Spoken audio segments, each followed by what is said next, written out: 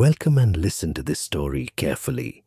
The autumn fog rolled across the Jutland Heath like a living thing, thick and cold, as it pressed against the windows of the coaching inn. Henrik Madsen sat alone at a corner table, spreading his maps across the scarred wood with meticulous care.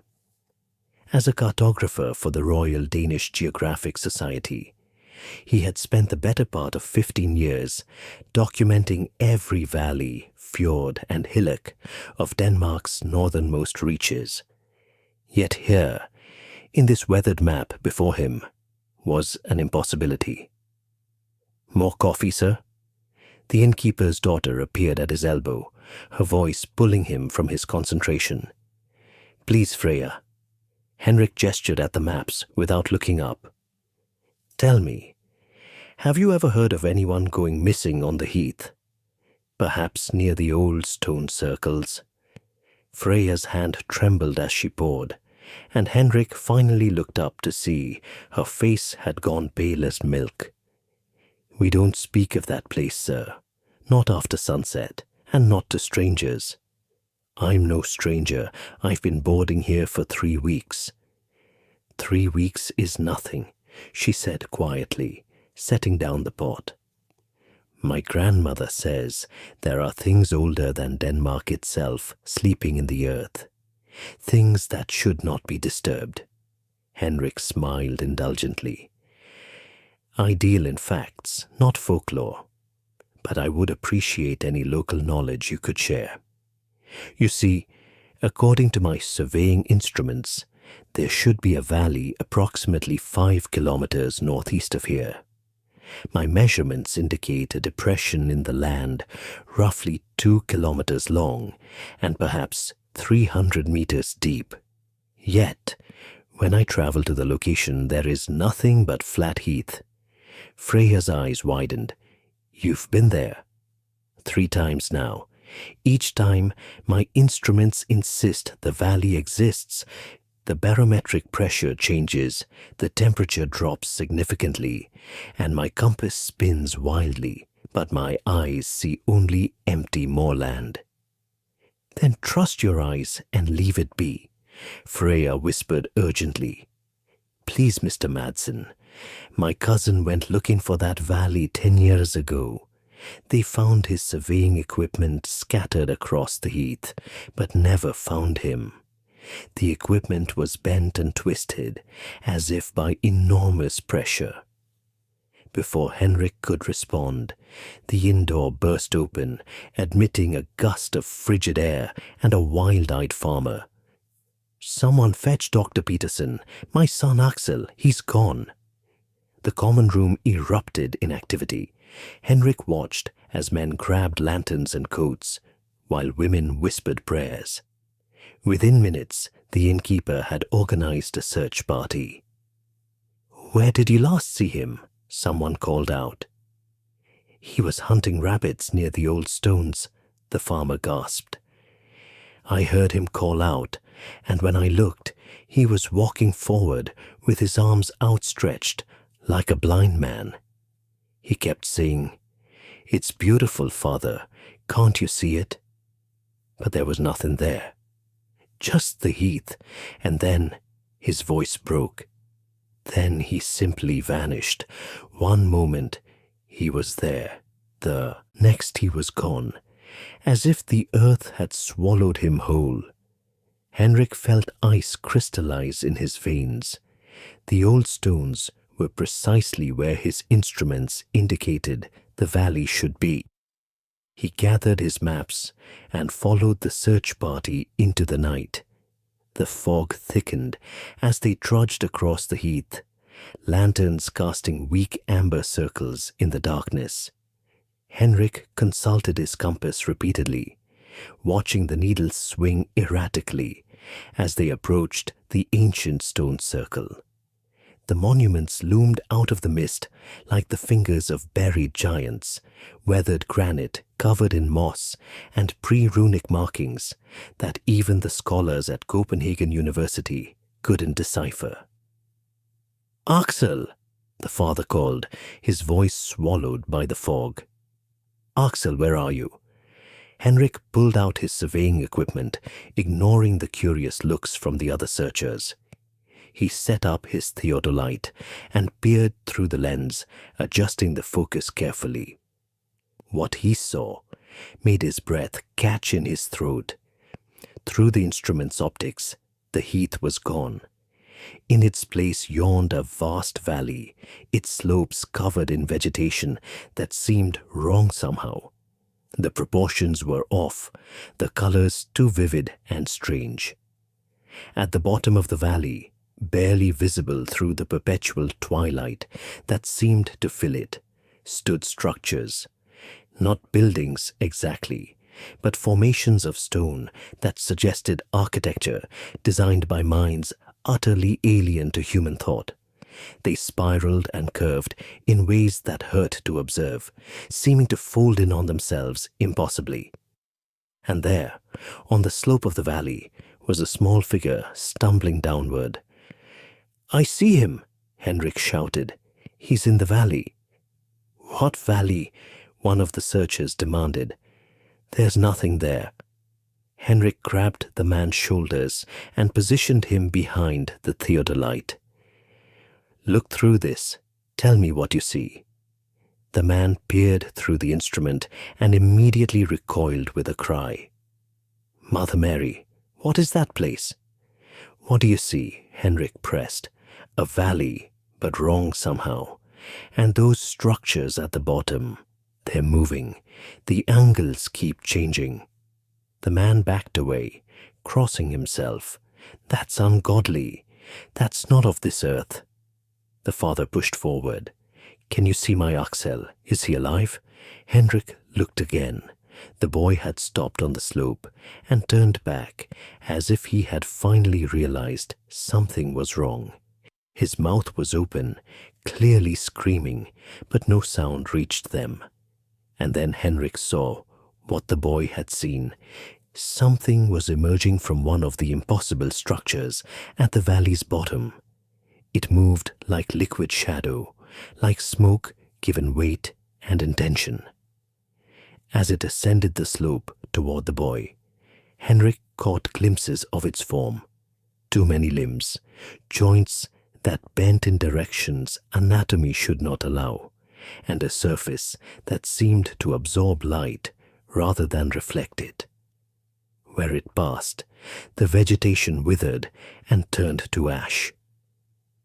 "We have to help him," the father cried, and before anyone could stop him, he ran forward into the space where the valley existed but could not be seen. Henrik watched in horror through the theodolite as the father appeared on the valley slope, suddenly visible in that impossible space. He had taken perhaps 10 steps down the incline when he stopped abruptly, looking around in confusion and terror. Henrik realized the father could now see the valley with his naked eyes, but that meant he was inside it, subject to whatever laws governed that hidden place. The shadowy thing changed direction, flowing toward the father with terrible speed.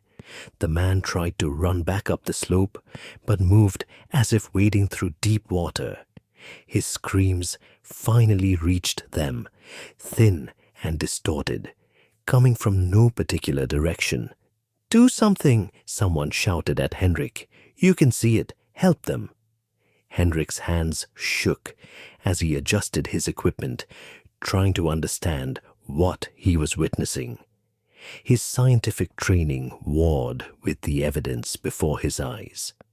The valley existed in some strange relationship to normal space, visible only through certain instruments or to those who entered its bounds. But how could one navigate to something the human eye couldn't perceive? Then he remembered his earlier observations. The compass spun wildly here. The barometric pressure dropped. The temperature fell. These were measurable phenomena, things that existed whether one could see the valley or not. If he could create a map using only instrumental readings, Perhaps someone could navigate by instruments alone. I need time, he said. I need to take readings to chart a safe path. His words were cut off by a sound that would haunt him for the rest of his life. The father's scream ended mid-cry, followed by a wet, tearing sound that seemed to come from everywhere and nowhere at once. Through the theodolite, Henrik saw the father collapse on the slope, his body contorting in ways that suggested his bones were being rearranged by invisible hands. The shadow thing enveloped him completely, and then both father and son were simply gone, as if they had never existed. The valley slope was empty, save for the alien vegetation swaying in a wind that Henrik couldn't feel. "They're gone," Henrik whispered. "They're both gone." The search party stood in stunned silence, several men weeping openly. After a long moment, the innkeeper spoke. "We return to the village. We do not speak of what happened here, and we never, ever come back to these stones after dark." But Henrik couldn't leave. Not yet. As the others trudged back across the heath, he remained by his equipment, taking measurements, making notes, sketching what he observed through his instruments. The scientist in him demanded answers, even as the human part of him recoiled in horror. He worked through the night, mapping the invisible valley by moonlight filtered through fog. His notebooks filled with observations, the valley's precise dimensions, the locations of the strange structures at its bottom, the paths that seemed to spiral inward towards some central point. He noted temperature gradients, magnetic anomalies, and atmospheric pressure variations that should not exist. Dawn was breaking when he finally packed his equipment, his hands numb with cold and his mind reeling. He had documented an impossibility, measured something that existed outside normal perception. The question now was what to do with this knowledge. As he walked back toward the inn, he became aware that the heath looked different in daylight. Ordinary, mundane. No hint remained of the horror that lurked invisible beneath the morning sun. Sheep grazed peacefully near the stone circle. A rabbit hopped across the heather. The world seemed determined to pretend that nothing was wrong. Back at the inn, Freya met him at the door, her eyes red from crying. "They say you saw it, the valley that shouldn't exist." "I did. Through my instruments, I saw." He trailed off, unsure how to describe it. "I'm going to Copenhagen. The Royal Society needs to know about this." "No." Freya gripped his arm with surprising strength. "You mustn't. Others have tried to reveal the truth. They disappeared or went mad or died in accidents that seemed almost deliberate. That place protects itself, Mr. Madsen. It doesn't want to be found. All the more reason to expose it. People are dying." "People have always died there. For centuries, perhaps millennia. The stones are ancient, older than the Vikings, older than the Romans, older than any civilization we know. My grandmother's grandmother told stories passed down through generations. The valley was here before Denmark, before humanity perhaps, and it will be here long after we're gone." Henrik pulled out his notebooks, spreading them on a table. "But I can map it. If we understand its boundaries, we can warn people to stay away. We can prevent more deaths." Freya looked at his meticulous drawings and measurements, and her face filled with sorrow. "You still don't understand, do you? It's not just a valley. It's alive in some way. It thinks. It hunts. And now that you've seen it, truly seen it and studied it, it knows about you. That's superstition." "Is it?" She pointed at his compass, still sitting on the table. Henrik looked and felt his blood run cold. The needle was pointing directly at him, regardless of how he moved. It followed him like an accusing finger. "That's not possible," he whispered. "Nothing about that place is possible. Yet it exists." Freya closed his notebooks gently. "Go home to Copenhagen, Mr. Madsen. Forget what you saw, burn your notes, and never, ever return to this place." But Henrik knew he couldn't do that. He was a man of science, dedicated to understanding and documenting the world. Whatever the valley was, it existed, and it was killing people. Surely that meant it could be studied, understood, perhaps even destroyed. He spent the next 3 days in his room at the inn, organizing his notes and preparing his report for the Royal Society. But on the 4th morning, he woke to find pages of his notebooks covered in strange symbols, the same pre-runic markings from the standing stones. He hadn't written them. He couldn't have written them, as he'd been asleep. Yet there they were, covering his careful observations and measurements, and somehow he could read them now, though he didn't know the language. They told of the valley's true nature, not a place exactly, but a wound in the fabric of reality, a thin spot where something vast and patient pressed against the world, slowly widening the gap.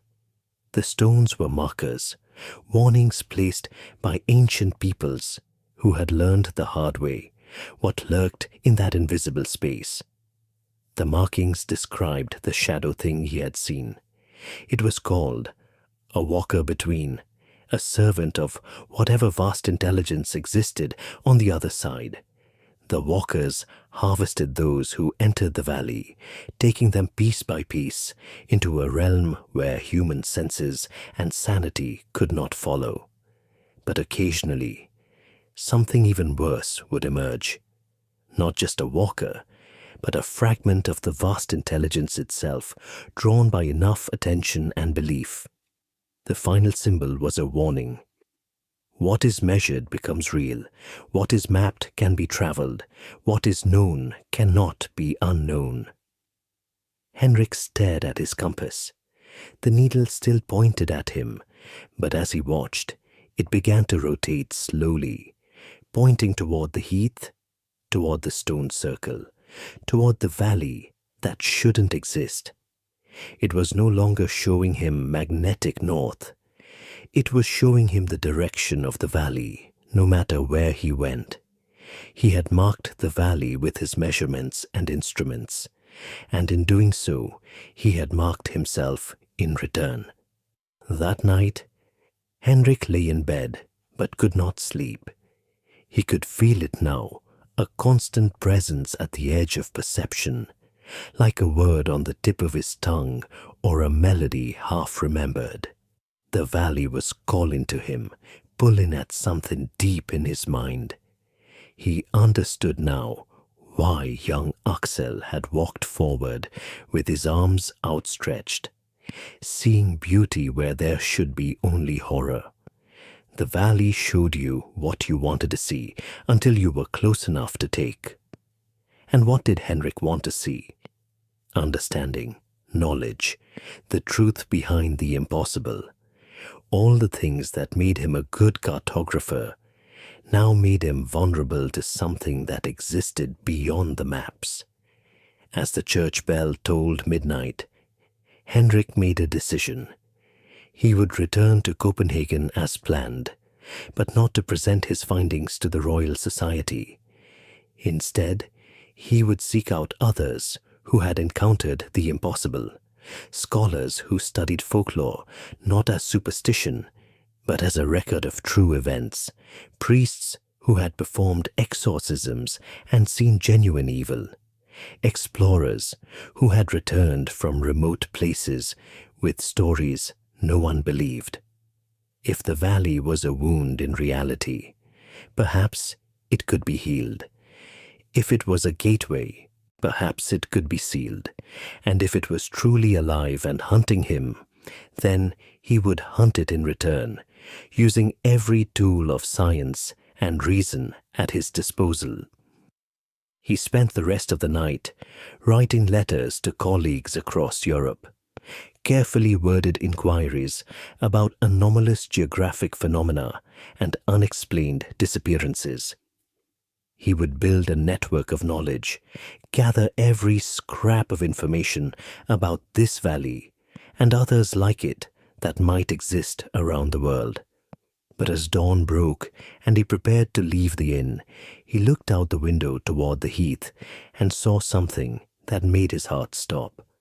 There, silhouetted against the rising sun, standing among the ancient stones, was a figure, too tall, too thin, moving in ways that suggested too many joints. A walker. Between had emerged in daylight, visible to the naked eye, and it was watching the inn, watching him. The hunt had begun, but Henrik was no longer certain who was the hunter and who was the prey. All he knew was that his careful, ordered world of maps and measurements had been shattered, replaced by a reality far stranger and more terrible than he had ever imagined. As he gathered his belongings and prepared to flee, he took one last look at his notes and realized the truth. He hadn't discovered the valley. The valley had discovered him. Every measurement, every observation, every careful notation had been a thread connecting him to that impossible place. He had thought he was mapping the valley, but all along it had been mapping him. The question now was whether he could escape what he had awakened, or whether he was doomed to join Axel and his father in that twilight realm where the walkers hunted, and something vast and patient waited in the dark. Henrik Madsen, cartographer and man of science, left the inn that morning with his compass pointing inexorably backward toward the valley that existed and did not exist, seen and unseen, drawing him slowly back like a fish on an invisible line. The valley had tasted him, and the valley was hungry. 3 months had passed since Henrik Madsen fled the Jutland Heath, but the memory of that impossible valley haunted him like a persistent fever. His lodgings in Copenhagen's Latin Quarter had become a fortress of arcane knowledge. Books on medieval cartography stacked beside treatises on optical illusions, folklore collections mixed with scientific journals, and spreading across every surface were maps. Dozens of maps showing places where reality seemed to wear thin. The compass still pointed toward the valley. Always. Henrik had stopped trying to explain it to fellow scientists. The first attempt, a carefully worded presentation to the Royal Geographic Society, had earned him concerned looks and suggestions that he take a sabbatical for his health. The second attempt, a private consultation with his mentor, Professor Lindholm, had resulted in the old man gently recommending a sanatorium specializing in nervous disorders. So Henrik had turned elsewhere, following leads through the shadowy network of occult scholars and collectors of strange phenomena. His letters had borne fruit, connecting him with others who had encountered the inexplicable and been forever changed by it. Now, on a bitterly cold January evening in 1891, 4 of them sat in his cramped study, brought together by their shared knowledge of things that should not exist. "Thank you all for coming," Henrik said, pouring aquavit into mismatched glasses. "I know the journey was difficult." Father Mikkel Christensen, an elderly Catholic priest from Ribe, accepted his glass with trembling hands. "I came because your letter mentioned the old stones on the heath, I've been trying to understand what happened there for 30 years. Across from him sat Dr. Sophie Ahlgren, a Swedish physician with sharp eyes and graying blonde hair pulled back in a severe bun. I read your paper on atmospheric anomalies, Mr. Madsen. The Royal Society dismissed it, but I recognize the pattern. I've documented similar phenomena near Lake Vänern. The fourth member of their group remained silent, standing by the window with his back to them. Casper Voss was a former military surveyor, now working as a private investigator specializing in missing persons cases. His face bore terrible scars, and his right hand was wrapped in a leather glove that couldn't quite hide its unusual shape. "Mr. Voss," Henrik prompted gently, "will you share your story?" Casper turned slowly, and in the lamplight, the scars on his face seemed to writhe like living things. "I went into the valley," he said flatly. 5 years ago, I was surveying for a railroad company, and my instruments showed a massive depression in the land. I entered it, thinking it was just a mapping error. I was wrong. "You survived," Dr. Ahlgren observed. "How?" "Survival is a generous word for what happened." Casper pulled off the glove, revealing a hand that made Henrik's stomach lurch. The fingers were too long, the joints bent at angles that human anatomy shouldn't allow. The skin had a faint, translucent quality, as if it wasn't entirely solid. "I spent 3 days in that place. When I finally clawed my way out, I brought something back with me." Father Christensen made the sign of the cross. "The devil's touch." "Not the devil," Casper said bitterly. "Something older and less interested in our souls. The things in the valley don't want our corruption or worship. They want our patterns, our structures. They're trying to understand us, to map us the way we map land. And when they're done mapping something, they can reshape it." He flexed the corrupted hand, and Henrik watched with horrified fascination as the fingers briefly seemed to multiply, 4 becoming 5, becoming 6, before settling back to 5. "It's getting worse, spreading.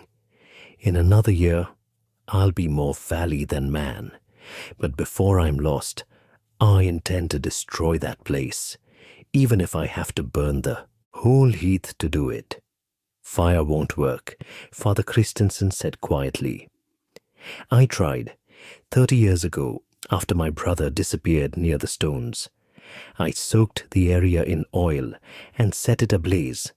The fire burned for 3 days.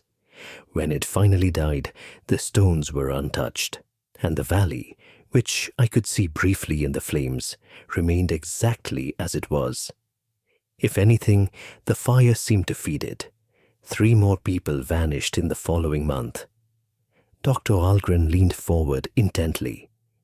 "Tell me, all of you, when you observe the valley, what tools allow you to perceive it?" "Surveying instruments," Henrik and Casper said simultaneously. "Glass lenses," Father Christensen added. "I could sometimes see it reflected in my spectacles or in puddles of water. Never directly." "Interesting." Dr. Ahlgren opened her medical bag and withdrew a curious device, a pair of brass goggles with multiple layers of tinted lenses. "I've been researching the phenomenon of selective perception. Some wavelengths of light are invisible to the human eye, but not to photographic plates or certain specially prepared lenses. I believe your valley exists in a similar blind spot, not invisible precisely, but occupying a frequency of reality that normal human perception filters out." "For what purpose?" Henrik asked.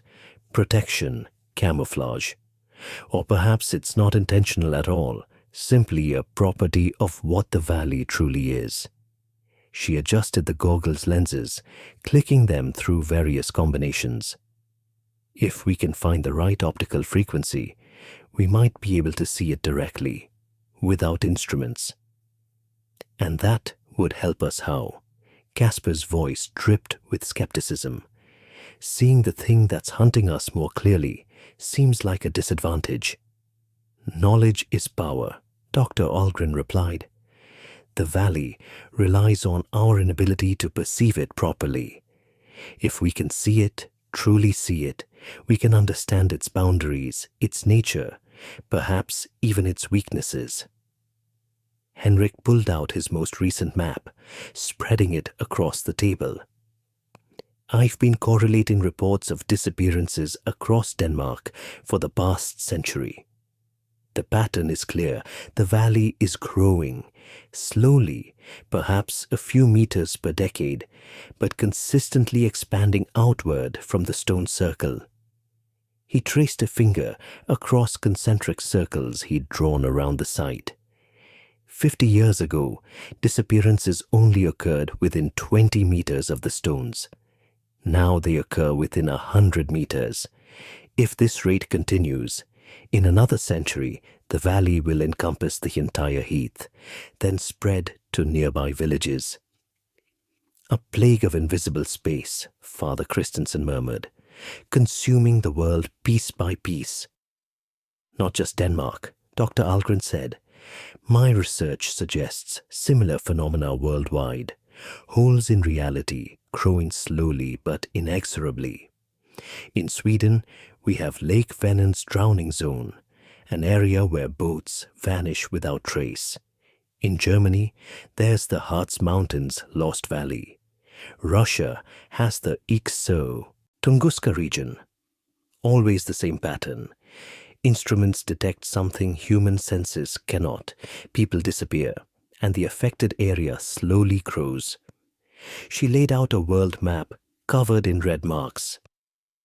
17 confirmed sites, perhaps dozens more undocumented. They might be connected somehow, all part of a larger phenomenon. The group fell silent, contemplating the implications. Finally, Casper spoke. So we're not dealing with one anomaly.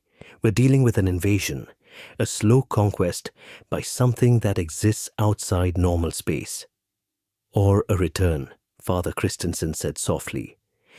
The old texts speak of a time before time, when the earth was empty and formless.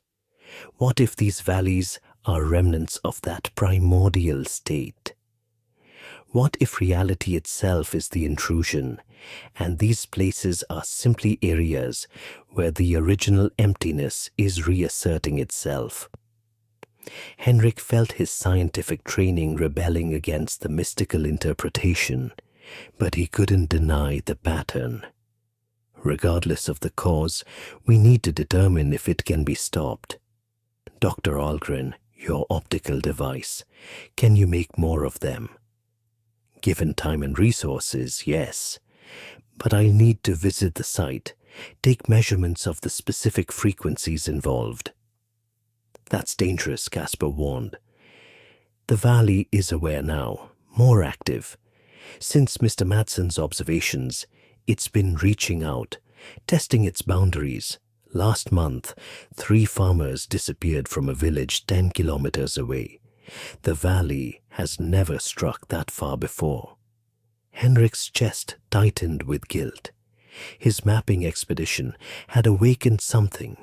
By studying the valley so intently, documenting it so thoroughly, he had somehow strengthened it, given it more presence in the world. Then we work quickly, he said, with more confidence than he felt. We return to Jutland tomorrow. Dr. Algren takes her measurements. Father Christensen performs whatever rites might help. Casper provides security and early warning with his unique connection to the valley. And I document everything, creating a complete map that might reveal a weakness. And if there is no weakness, Dr. Algren asked, then we ensure future generations know what they're facing. We create a record that can't be dismissed as superstition or madness. We force the scientific community to acknowledge that reality is not as solid as they believe. They spent the rest of the evening planning, sharing knowledge, and preparing for what might be their last expedition. Father Christensen revealed that the church archives contained references to the valley dating back to the 13th century, always described in the same terms: the place that is not a place, the shadow that walks, the fold in the world's fabric. Dr. Algren demonstrated her goggles, allowing each of them to look through the various lens combinations. Through one particular configuration, a layering of tinted glass and specially prepared quartz, Henrik could see strange patterns in the air itself, like heat shimmer, but more structured, almost geometric. The world suddenly seemed full of hidden dimensions, layers upon layers of reality existing simultaneously. Caspar shared his darkest secret. His dreams had become contaminated by his time in the valley. Every night he walked through impossible landscapes, filled with angles that shouldn't exist and structures that hurt to observe. And in those dreams, he could understand the walker between. They were not evil, exactly, but utterly indifferent to human suffering. They served something larger, something that sought to unmake the world not out of malice, but simply because its nature demanded it. It's like trying to hate the ocean for being wet, Caspar explained. The valley and its servants exist beyond our moral framework. They're not invading our reality. We're existing in the smallest sliver of a much vaster cosmos, and they are just part of that larger space pressing in. As midnight approached, Henrik walked to his window and looked out over Copenhagen's rooftops. The city seemed so solid, so real. But now he could see the shimmer in the air that Dr. Algren's goggles had revealed. Reality was thinner than he'd thought, and somewhere out on the Jutland Heath, it had already torn. "My compass is spinning faster," he said quietly. The others joined him at the window. The compass on his desk was indeed rotating continuously now, the needle a blur of motion. "It's been accelerating for weeks. I think the valley is pulling harder, trying to draw me back." "Or it's excited," Dr. Algren suggested. "You're bringing us all back to it. More observers, more patterns to harvest." "Then we may be walking into a trap," Father Christensen said. "Undoubtedly," Caspar replied. "But what choice do we have? It's spreading regardless, at least this way. We fight back." They departed Copenhagen at dawn, taking the train north through snow-covered countryside. Henrik watched the landscape roll past and tried to see it with fresh eyes, knowing now that invisible cracks might run through it, that the solid earth might conceal pockets of unreality waiting to swallow the unwary. The journey took 2 days. They stayed the first night in Aalborg, where Father Christensen met with a local bishop who provided them with holy relics and a blessing that seemed to make the old priest uncomfortable. "He thinks we're mad," Christensen admitted as they left the cathedral. "He's probably right." The second day brought them to Jutland's northern reaches, and Henrik felt the familiar pull growing stronger. His compass was a constant whir now, the needle moving so fast it generated a faint humming sound. Dr. Algren's instruments showed increasing anomalies in the magnetic field and atmospheric pressure. They were getting close. They arrived at the familiar inn just as the sun was setting. Freya opened the door, and her face went white when she saw Henrik. "You came back," she whispered. "Why would you come back?" To finish what I started, to stop it if I can. She shook her head slowly. It's different now. Since you left, the valley has been hungry. More people have vanished. Sometimes we hear them screaming from nowhere, their voices coming from the empty air. And things appear on the heath, structures that weren't there before, visible even to the naked eye for brief moments. All the more reason we must act, Father Christensen said gently. Will you help us, child? Freya looked at the four of them, the priest, the doctor, the scarred surveyor, and the haunted cartographer. And Henrik saw her recognize them for what they were, desperate people on a doomed mission. But she nodded anyway. My grandmother wants to speak with you, she said. She's very old now and mostly stays in a room, but she heard you were coming. She says she has something you need. They followed Freya up narrow stairs to a small room under the eaves. The grandmother sat by the window, wrapped in shawls despite the fire burning in the grate. Her eyes were milky with cataracts, but they seemed to look through Henrik rather than at him. You're the cartographer, she said, her voice surprisingly strong. The one who measured the valley. I am. I'm sorry if I've made things worse. Worse? She laughed, a dry sound like wind through dead leaves. Boy, it's been getting worse for 1,000 years. You just sped things along a bit. She fumbled with something in her lap. My great-great-grandmother was a Völva, a seeress. She left this, with instructions to give it to whoever finally tried to fight back. She held out a small object, wrapped in oiled leather. Henrik unwrapped it carefully, revealing a piece of polished obsidian, carved with the same pre-runic symbols that had appeared in his notebooks. But these symbols seemed to move slightly, rearranging themselves as he watched. It's a key, the grandmother said. Not to open the valley, it's already open. A key to close it, or so the old story goes.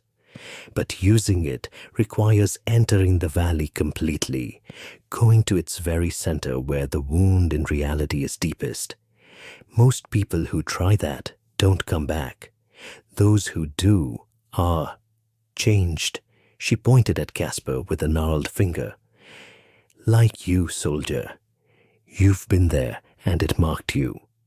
The key might finish what the valley started, pull you all the way through, or it might seal the gap and trap you inside forever. The old magic is uncertain. How do we use it? Dr. Algren asked, her scientific curiosity overriding any skepticism. You'll know when the time comes. The key knows its purpose, even if we don't. The old woman's clouded eyes fixed on each of them in turn. You should understand what you're facing. The valley isn't empty. Things live there. The walkers, yes, but also the one they serve. We don't have a name for it in any language still spoken. It's vast, beyond comprehension, patient beyond human understanding, and utterly indifferent to our existence. You're not fighting a monster, you're fighting a force of nature, like trying to negotiate with an earthquake or reason with a flood. Then why give us the key? Henrik asked, if it's hopeless. I didn't say it was hopeless. I said it was difficult. She smiled, revealing surprisingly good teeth. My ancestor left us this gift because she believed humans should never stop fighting, even against impossible odds. Maybe you'll succeed, maybe you'll fail, but the attempt itself matters. It's what separates us from the things in the valley. We choose to resist. They left her room in silence, each lost in their own thoughts. Henrik clutched the obsidian key, feeling its weight both physical and metaphorical. Tomorrow, They would return to the stone circle, armed with knowledge and tools, determined to close the valley forever. But that night, as they tried to sleep in their rented rooms, each of them dreamed the same dream, standing at the edge of an infinite darkness, while something vast and patient turned its attention toward them, noticing them for the first time. The valley knew they were coming, and it was ready. Morning came too quickly, bringing with it a fog so thick that Henrik could barely see his own hands. The four of them gathered in the inn's common room, checking their equipment with the methodical care of soldiers preparing for battle. Dr. Algren adjusted her optical goggles. Father Christensen blessed their supplies with holy water. Caspar loaded his rifle, though Henrik suspected bullets would be useless against what they faced. And Henrik himself clutched the obsidian key, feeling it pulse with a warmth that had nothing to do with body heat. The carved symbols had definitely changed overnight, now forming patterns that suggested direction, purpose, invitation. Freya brought them coffee and dark bread, her hands shaking. "The fog is unnatural," she whispered. "It's coming from the heath, from the direction of the stones. The valley is reaching out." "Then we must go in while we can still find our way," Father Christensen said, rising. "Delay will only make things worse." They set out across the heath in a tight group, following Henrik's compass, which had finally stopped spinning and now pointed steadily northeast. The fog closed around them like a living shroud, muffling sound and distorting distance. Henrik could hear his companions breathing beside him, but when he looked, they were barely visible as grey shadows. "Stay close," he called out. "If we become separated—" "We won't," Caspar interrupted. His corrupted hand was uncovered now, and in the fog it glowed faintly with its own phosphorescence. "I can feel the valley. It's pulling at me, recognizing its own. I can guide us." They walked for what felt like hours, but was probably only 30 minutes. Time seemed elastic in the fog. What do you think happened next? Drop your answer in the comments section.